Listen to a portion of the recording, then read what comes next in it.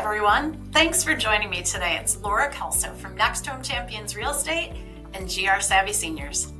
So on today's video, I'm going to talk about why would I consider paying closing costs for a buyer.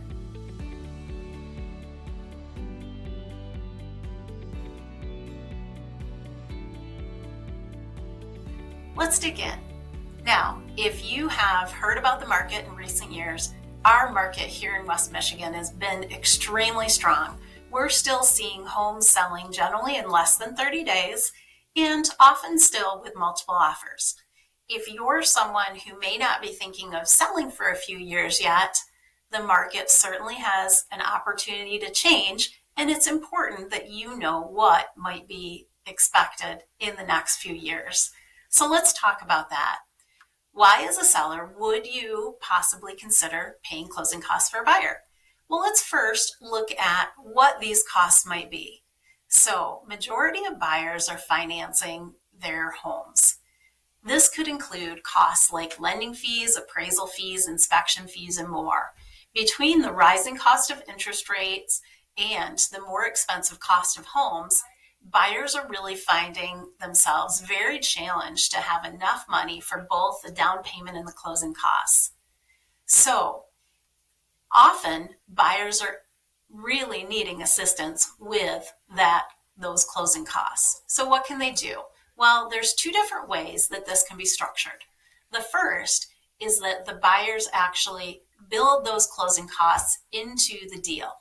This would look like actually raising their offer price by the amount of the closing costs that they're asking the seller to pay for. For instance, if the house was listed at $250,000, they're offering $255,000, and then they're asking the sellers to pay up to $5,000 of their closing costs.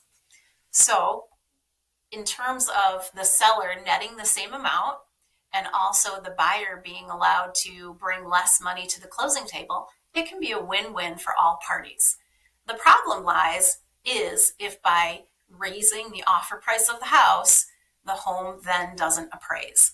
That can certainly be a problem. So it's important to evaluate whether that would make sense if you're considering looking at something like that. Now, the other way to structure this deal is if the buyer simply asks the seller to pay closing costs and they're not building it into the deal. Now, as a seller, you might ask, well, why on earth would I do that? Well, we all know with real estate markets being cyclical that what goes up will also come down. And at some point, as we start to see less competing offers on homes, it might go from 5 offers to only 1 or 2. It could certainly make sense as a seller to also consider an offer that would include paying some closing costs for the buyer. Whenever we're looking at offers on a home, it's important to really look at and consider every single aspect of the offer. And there's usually about 7 different points that I discuss with my sellers about what we look for in an offer. And most importantly, having a good agent that can help you evaluate every single portion of an offer to determine if that offer is something that you should consider. Well, I hope this has been helpful for you.